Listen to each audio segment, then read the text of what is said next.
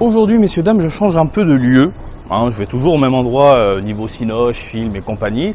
Je suis à Odaiba. Ils ont un énorme cinéma. Et en plus, si vous voulez faire un délire 4DX, c'est possible. Ils ont même un screen X de la mort.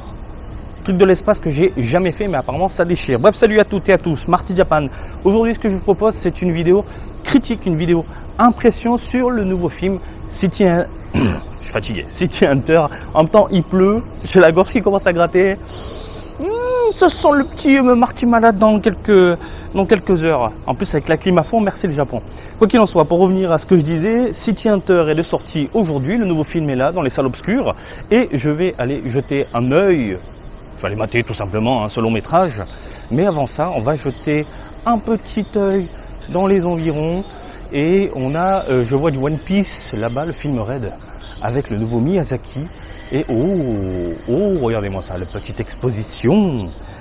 exposition vraiment minuscule. Donc le poster, les posters, putain mais il déchire ce poster. Ça c'est de la main de l'auteur, directement, ça se voit. Celui-là on est sur le côté moderne film, mais ça, mon dieu, le Ryo Saiba, il est beau. Donc là il y a un petit coin, genre ils ont fait des screens et puis ils ont balancé ça en mode exposition. Voilà, dévoilant quelques scènes de ce nouveau long métrage. Et puis on a ici le nouveau Ghibli, on a du One Piece Film Red, j'ai l'impression qu'il est de retour en salle, du Spy Family, du Conan qui continue de cartonner. Bref, écoutez les amis, voilà. Intro rapide, je vous montre un peu les lieux, toujours, moi j'aime bien vous montrer un peu tout ce qui se passe autour. Et puis, let's go pour le film et je vous donne mes impressions tout de suite. Punaise, on vient de filer le petit bonus quand tu fais partie des premiers à aller voir le film. Il est immense. Putain. Tsukasa Ojo qui balance un petit dessin. Comment ça tue? Regardez par rapport à ma main. Ouais, c'est une tuerie quoi. Bref, mon chou, moi, T1000, T16. De 1 à 16. Bon, on y va Robert. Il y a du monde quand même. Il y a beau avoir le typhon. Il y a du monde. Allez, on passe en mode. Chut, tais-toi. ASMR, Marty Japan. Qu'est-ce que tu fais, Marty, dans le noir? T'inquiète. Ouh, il se passe des choses. Putain, il est immense l'écran. Il est immense. Ça n'a rien à voir avec ce que j'ai. Le bonus, c'est un truc de malade. C'est vraiment un truc de malade. Bon allez, je vous laisse tranquille. Enfin, c'est vous qui me laissez tranquille. Et let's go pour le film.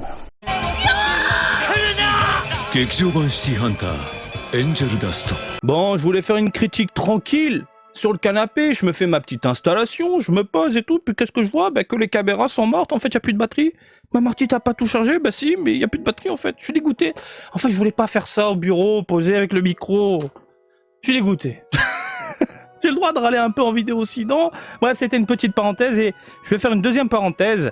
Avant de rentrer dans le vif du sujet, je vous invite à vous abonner et à liker, non pas ma chaîne, mais celle d'un autre, qui s'appelle Japon XYZ, Japon XYZ, tiens Marty, City Hunter, il n'y a pas de hasard mon ami, il n'y a pas de hasard, en fait il s'agit d'un autre passionné qui vit au Japon, qui est dans l'archipel, qui vous partage également son univers, de l'info purement nippone, mais aussi des vlogs, du One Piece et surtout, du City Hunter. De ce que j'en ai vu sur les différents réseaux sociaux, c'est un énorme fan de la licence. Je pense qu'il est allé au cinéma en mode je trace les mains à la T1000 et il court vite.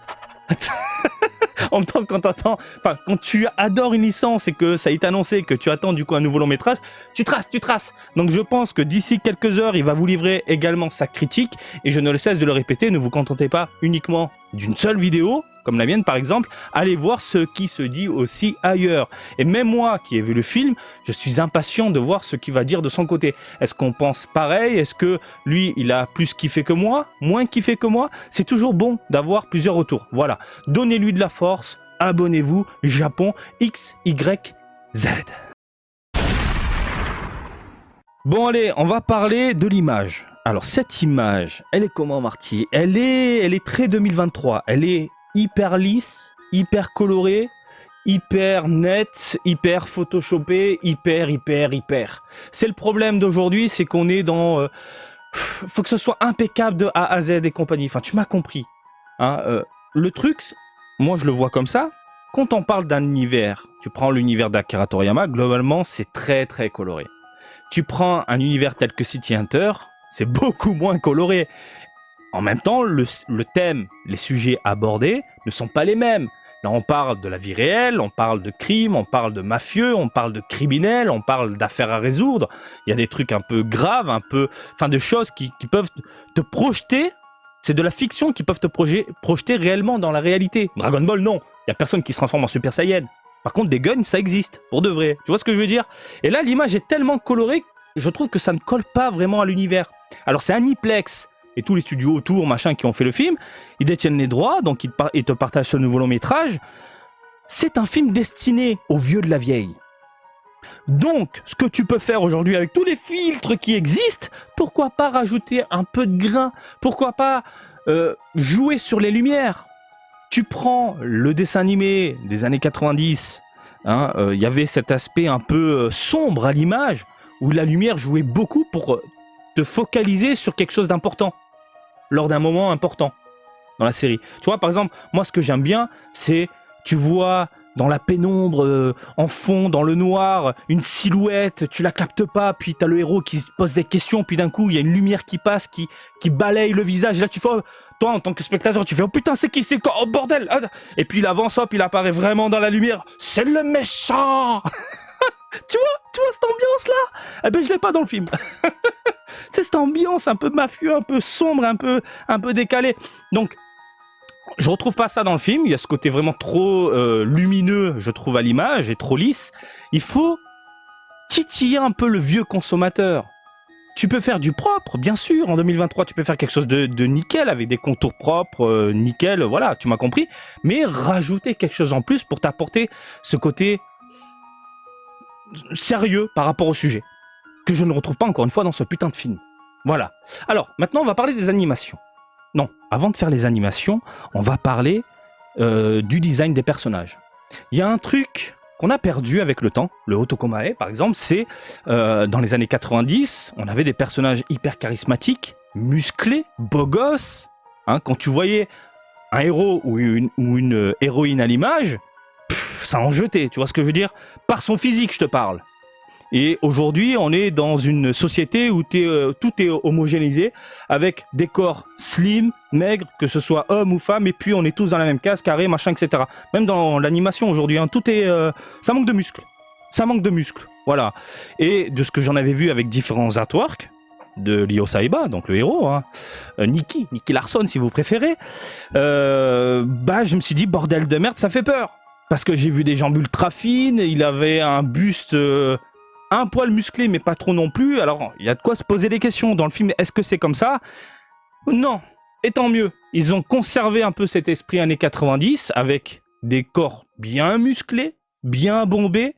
Et on le voit dès le début du film. Et c'est hyper appréciable de voir ça aujourd'hui en 2023. Parce qu'encore une fois, vous le voyez, je pense, beaucoup à l'image, dans les différentes productions d'aujourd'hui, c'est... toujours la même chose. Le nouveau Grandizer, là, vous l'avez vu? Actarus, comment il est? On dirait un bébé, on dirait un enfant. Qu'est-ce que c'est que ça? Il est où le charisme du personnage? Il n'y en a plus. Donc voilà, on retrouve un peu cette patte visuelle au niveau du character design. Le mammouth, il est démentiel, il est musclé, il est gigantesque, il est appréciable à la mirette. Ça fait plaisir. Et même les héroïnes, les personnages féminins sont top dans ce film. Voilà, au niveau character design et compagnie, ça, par contre, j'ai rien à dire. Les animations, c'est très inégal. Les animations, il peut y avoir des scènes de combat où c'est ultra fluide, t'arrives à suivre ce qui se passe à l'écran. Et puis il y a des moments, c'est du Dragon Ball, quoi. Téléportation. Qu'est-ce qui se passe? Donc c'est un poil dommage. J'ai l'impression que il y a des scènes, il y a des moments, ils ont dit bon allez, on balaye ça vite et puis on essaye d'enchaîner sur autre chose. Tu vois ce que je veux dire? Voilà. Par contre, il y a un truc qui m'a dérangé, messieurs dames, et j'en ai marre. Arrêtez. Et là, je m'adresse à tous les studios du monde, même 3 studios français. Arrêtez d'utiliser la CGI, la 3D si vous préférez en termes plus simples. À tout va dans les films. Alors, si vous maîtrisez bien le truc, le moteur, votre moteur graphique, machin, si vous le maîtrisez à la perfection, ok, faites quelque chose en concordance avec la 2D affichée juste avant. Parce que là, on se retrouve avec des séquences 2D, 3D dégueulasses. las. Heureusement, c'est pas tout le film. La 3D, elle apparaît uniquement et principalement avec les courses-poursuites, les voitures, les véhicules. Je pense qu'ils n'ont pas voulu se faire chier à animer tout ça avec le côté classique 2D, etc. Donc c'est vraiment de la 3D pure et dure. Mais le problème, c'est qu'on est sur une 3D début PS3, Xbox 360. Hein, tu m'as compris. Et le truc aussi, c'est que t'as des mouvements fluides de personnages, machin, etc. Puis quand ça bascule à la 3D, puis t'as des mini-saccades de merde. Mais fuck, quoi, je veux pas voir ça, moi. Mais c'est dégueulasse. Il y a une scène avec un méchant en combinaison sur une moto, 2D, magnifique, 3D. Mais qu'est-ce que c'est que cette modélisation du personnage?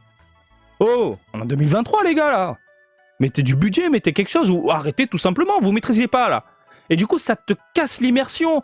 2D, 3D de merde. 2D, 3D de merde. Je fais, oh putain, ça s'arrête cette course-poursuite de merde, là? Pourtant, elle est cool, à la base, la course-poursuite, mais... Encore une fois, ça te sort du film. Ça te sort du putain de film. Alors, autre point, les plans. Il y a des plans épiques, mais un truc de dingue. Il y a des trucs que j'aime beaucoup. Tu sais, t'as le poil qui commence à monter, la chair de poule. Hein, t'as les Osaiba qui fait face à quelqu'un. Je vous spoil pas, mais tu vois. Hein, à ce moment-là, on est dans du City Hunter, un poil cow-boy. Hein, le plan, du coup, va bouger par rapport à la balle lorsqu'il va tirer. Top, top. Et puis il y a d'autres passages, mon ami, où tu te dis putain, c'est magnifique, mais en fait, tu t'attends à un truc spectaculaire, mais vraiment tu t'attends à un truc spectaculaire à l'image, t'es là, t'es comme ça, tu t'accroches au siège et en fait en une seconde, la scène disparaît, le plan, il est passé à autre chose. J'ai pas eu ce que je voulais là. J'ai pas eu ce que je voulais. Là j'ai le truc de dingue, là il est devant moi et... C'est tout. Donc franchement, il y a une bonne inégalité à l'image, c'est dommage, que ce soit au niveau de l'animation, que ce soit au niveau des plans, que ce soit au niveau de la gestuelle et surtout la 3D, 2D. Mais bon, globalement, on va dire, bah tu restes sur ton siège et tu regardes quand même ce qu'il y a sur la toile, quoi. Au niveau du son, alors, au cinéma, moi quand je vais au cinéma, je veux qu'on m'en mette plein les oreilles. Je veux que ça pète dans tous les sens. Je veux sentir le truc à 360 degrés autour de ma tronche. Tu vois ce que je veux dire? Sunderland, le problème, c'est que j'avais que les voix et quelques bruitages uniquement devant et de temps en temps sur les côtés. Et City Hunter, alors Marty, ça donne quoi? Bah, ça va, ils sont bien démerdés. Le corbeau, le fameux corbeau, je l'ai bien senti passer sur le côté. Hein, droite à gauche. Franchement, top.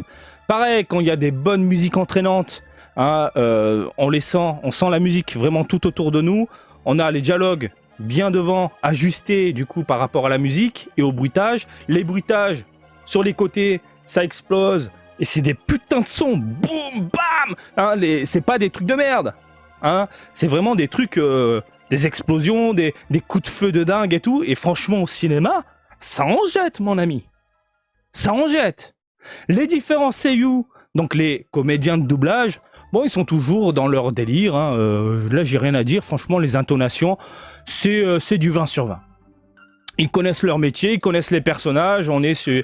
Ryo Saiba, c'est Ryo Saiba. Quand il passe en mode what the fuck, on a des tons qui tirent vers l'aigu. Ouh, ouais, il avait des gonzesses. Ouh. Tu vois ce que je veux dire? Et puis quand il y a un passage sérieux, puis d'un coup, il a une voix grave et tout. Alors là, je vais te péter la gueule et tout. C'est génial. L'intonation est encore là, elle est toujours présente, le comédien gère comme il faut. Bref, c'est un plaisir. Au niveau de la musique, on est sur des musiques hyper entraînantes. Alors, il y a des musiques vraiment qui, j'ai envie de te dire, qui sont en parfaite adéquation avec l'image, avec la scène, avec le moment. C'est vraiment, t'as l'action et puis t'as ce côté un peu entraînant à l'oreille. Et comme je te l'ai dit, avec le son qui part dans tous les sens, je trouve ça hyper bien. Mais il y a des musiques, il y a des chansons même qui collent pas à l'univers City Hunter. Tu prends l'opening chanté au début, mais qu'est-ce que c'est que ce boys band de merde qui se suce les couilles sur scène? Oh la little, oh, mais qu'est-ce que c'est que ça? C'est pas City Hunter. City Hunter, c'est des putains de musique un peu légèrement entraînantes, mais qui commencent tout doucement, tu vois? Tu vois ce rythme un peu comme ça? Et pas oh, j'en ai rien à boule. Je suis fatigué, je suis énervé, j'ai le droit, j'en ai rien à boule, j'en ai rien à branler. Des putains de boys band qui sucent les couilles sur une scène. Hein, mais je l'ai ressenti comme ça, quoi. Mais qu'est-ce que ça fout là? Heureusement, c'est qu'au début, parce que vraiment, cet opening de merde, et je vais vous dire un truc, cet opening de merde, il a été fait pour les meufs. Parce que dans la salle, de ce que j'ai regardé, 90% du public, c'était des otakettes. Ah bah, City Hunter en même temps, voilà.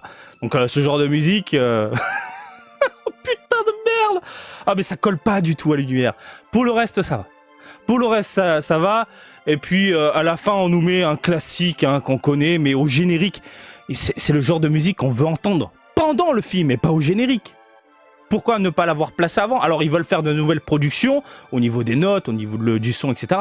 Il n'y a pas de problème, et ça passe vraiment bien. Il y a des trucs, ça passe vraiment bien. Mais récupère des classiques, ne les mets pas à la fin dans un générique, récupère-les pour les foutre vraiment à des moments précis pour te donner encore plus de frissons. Parce qu'encore une fois, Aniplex, ceux qui sont dans la salle, ce sont les vieux de la vieille, il n'y a pas d'enfants. Zéro. Et s'il y a des gamins, c'est parce que c'est papa qui a tiré le gamin pour aller au cinéma, pour aller voir du City Hunter. Et viens, on va voir un dessin animé, tu vois ce que je veux dire? Bon, voilà. Donc oui, globalement... Bruitage, doublage, ça j'ai rien à dire, c'est du 20 sur 20. Et puis les musiques, si je devais mettre une note, je pense que je mettrais un petit 14. Un petit, voire 13, voilà. Voilà, on a fait le tour. Du côté de l'histoire, je ne vais pas spoiler et rentrer dans les détails, mais le début du film, c'est trop bien. Le début du film, il est très bien pensé, il correspond à ce à quoi je m'attendais, et va même au-delà de ce que j'espérais. Et le début du film, j'essaie de me retenir parce que rien que d'y penser, j'ai envie d'exploser. J'y arrive pas. C'est trop puissant. Le début du film, c'est une bombe atomique pour te plonger vraiment dans l'univers donc de City Hunter. Nicky Larson, c'est juste incroyable. Voilà, c'était la petite parenthèse du début du film. Par contre, je vais faire un point sur ce qui a été dit officiellement. On connaît le pitch du film. Hein, on le connaît. Alors le pitch de film, il s'agit d'une nouvelle cliente qui s'appelle Angie, qui va voir la team, qui est très mignonne, très sexy. Forcément, t'as Ryo Saiba qui va péter une durette, qui va sauter dessus littéralement. Ça, j'aime bien. Ils ont gardé ce côté un peu pervers et heureusement, parce qu'en 2023 aujourd'hui, on sent surtout. Ensuite, on a du côté de la police. Ils sont en train d'enquêter sur une mystérieuse société, biotechnologie, machin, etc. Ils ont conçu alors une version du Angel Dust. Une version définitive. Il s'agit d'une technologie, alors une technologie légèrement obscure, qui permet à un homme de dépasser ses limites. Hein, alors, je vais vous lire le truc. Il transforme les soldats en surhommes sur les champs de bataille. Voilà. Donc vraiment, genre, le truc, quand on l'injecte dans le corps, tu deviens une sorte de mammouth survitaminé, voilà. Alors, Andy, elle est menacée, on ne sait pas pourquoi, alors qu'elle est en train de chercher un chat. Ensuite, il y a tout un pitch qui va tourner autour du film, mais je trouve que là, ça spoil un peu trop dans le pitch. Je suis en train de lire en même temps, donc on va éviter. Donc, en gros, je pense que vous l'aurez compris, il y a une demoiselle, sa vie est en danger, elle recherche un chat, il y a une nouvelle technologie, et puis il va se passer des choses. Alors, il y a des rebondissements. Dans le scénario, évidemment, on parle de City Hunter, il y a des petits rebondissements. Mais ces rebondissements-là, si tu as l'habitude de voir ce genre d'animé, tu t'y attends. Trop facile à comprendre. Ça je l'ai compris. Voilà. Donc, franchement, l'histoire, de base, elle est sympathique, mais ça va pas non plus au-delà. Sincèrement, j'ai eu l'impression... Alors, on est sur une histoire originale, par contre. C'est vraiment une histoire originale. On est en 2023 dans le film. On est dans le Shinjuku moderne. Hein, on voit le Godzilla en haut du Toho Cinéma, à Shinjuku. On voit Odaiba, mais le Odaiba moderne avec le Gundam Unicorn. Hein, les décors réels de 2023 sont dans le film. Et c'est ça qui est bien aussi, c'est que le spectateur ensuite peut se projeter dans cet univers de fiction, parce qu'en sortant du cinéma, et je l'ai ressenti aussi, je suis allé voir le film à Odaiba, ben, en fait, ton cerveau se connecte au film en disant putain, en fait, Ryo Saiba était là. Mais non, c'était de la fiction. Oui, mais il était là quand même. Tu vois ce que je veux dire? Et t'as envie de faire une photo après avec le Gundam Unicorn et partir à Shinjuku. Bon, bref, voilà. Donc, comme je le disais, on est en 2023, on est sur une histoire totalement originale. Et j'ai eu ce ressenti en fait de regarder un épisode de City Hunter, tout simplement, hein, le dimanche matin sur TMC ou TF1 ou ce que tu veux, qui dure plus d'une heure, puisque c'est un film. Et c'est là où ça risque de diviser pas mal de monde, parce que l'histoire ne risque pas de plaire à tout le monde, parce qu'on a vraiment cette sensation de voir un film, encore une fois, qui se base sur un épisode. Tu vois, tu comprends ce que je veux dire? Alors, le déroulement de l'histoire est plutôt sympathique, il y a de l'humour à fond. Le début, franchement, ça enchaîne bien, on comprend ce qui se passe, on comprend les enjeux. En plus, il y a énormément de clins d'œil. Et ça, j'ai adoré, des clins d'œil par rapport à d'autres licences et compagnie. J'ai adoré, j'ai surkiffé. Et puis, arrivé à un certain moment du film, où là, tu arrives à l'apothéose, normalement, au feu d'artifice final, ça freine d'un coup, le rythme, il passe en mode lent. Et en fait, le fait de ralentir, tu sens que la réalisation, les producteurs et compagnie veulent t'attirer vers quelque chose de beaucoup plus posé à la fin, alors que non, c'est censé aller encore plus vite. Encore plus vite. Et c'est ce que t'attends au final. Alors, le final est pas trop mal, c'est pas trop mal, mais il est mal amené, je trouve, à l'image. Il est mal amené à l'image. Donc l'histoire globale reste amusante et intéressante, mais encore une fois, et c'est très important de se mettre ça dans la tête, j'ai eu cette sensation de regarder un épisode qui dure plus d'1 heure. Voilà, c'est comme si un dimanche après-midi, je m'emmerdais sur mon canapé, j'allumais la télé, M6 tient et un téléfilm, et du coup je le regarde et j'accroche parce qu'il n'y a que ça à la télé. Tu vois ce que je veux dire? Alors, je vais vous le dire, j'ai passé un bon moment.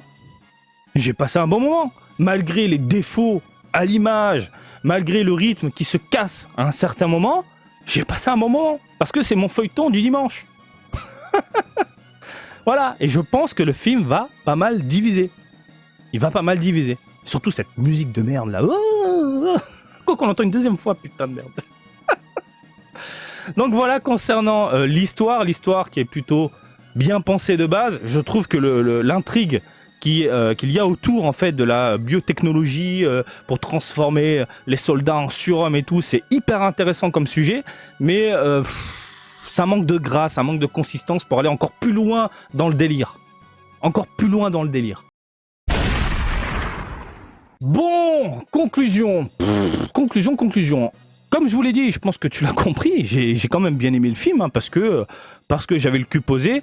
Et je pense que c'est aussi le fait de retrouver un Ryo Saiba totalement décalé, aujourd'hui, en 2023, dans son délire pervers, à vouloir sauter sur tout ce qui bouge. Et puis tu as Kaori qui sort son marteau de l'espace pour éclater tout en sa gueule. On retrouve un peu cet esprit années 90, ça je l'ai surkiffé. Et la salle explosait de rire à chaque fois. Et j'étais le premier à rigoler comme un porc.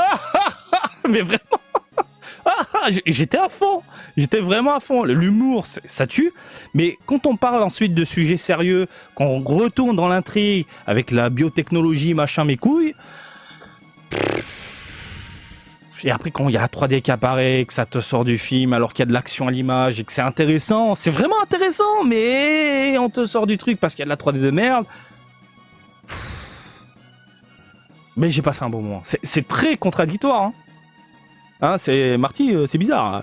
Il y a beaucoup de défauts, machin, etc. Mais au final, bah ouais, parce qu'il y a une petite essence venue d'antan qui apparaît à l'image, et le son, et le machin, et l'ambiance, et l'univers, etc. Puis en sortant du film, j'ai fait, cool. Je le regarderai pas une deuxième fois. Et encore une fois, c'est vraiment le film du dimanche, téléfilm du dimanche, tu vois. Et puis t'as accroché, t'as regardé le générique, et tiens, en parlant de générique, restez jusqu'à la fin. C'est tout ce que je dis. Parce que généralement, les animés, les machins, les gens ont pris l'habitude de sortir au générique. De plus en plus, là, les studios, ils balancent un petit cadeau en plus à la fin, donc restez jusqu'à la fin. Voilà, c'est bon à savoir. Et puis voilà. Donc si je devais mettre une note globale qui comprend absolument tout, l'animation, le machin, etc., l'histoire et tout, je mettrais un 3 sur 5. 3 étoiles sur 5. Ça fait quoi? Ça fait un 12 sur 20, ça? Allez, 12, 13 sur 20. C'est correct. Me dites pas, putain, Marty, c'est une note de merde. Non, c'est pas faux. Arrêtez, non. Quand t'avais 12, 13 à l'école, t'étais content. Moi, j'étais content. Bien évidemment, je visais le 15, mais j'étais content d'avoir 12-13, tu vois ce que je veux dire? Donc voilà, ça reste un film à regarder au moins une fois. Je pense que l'image sera un peu plus plaisante sur un téléviseur plutôt que sur grand écran, parce que au final, on voit tous les défauts. Et puis voilà. C'est tout ce que j'ai à dire. J'espère que ça vous a plu. Et comme d'habitude, je vous invite à me suivre sur Twitter, Facebook, Twitch et TikTok, Marty Japan. Et je vous dis à très bientôt. Allez, salut, bisous, ciao ciao!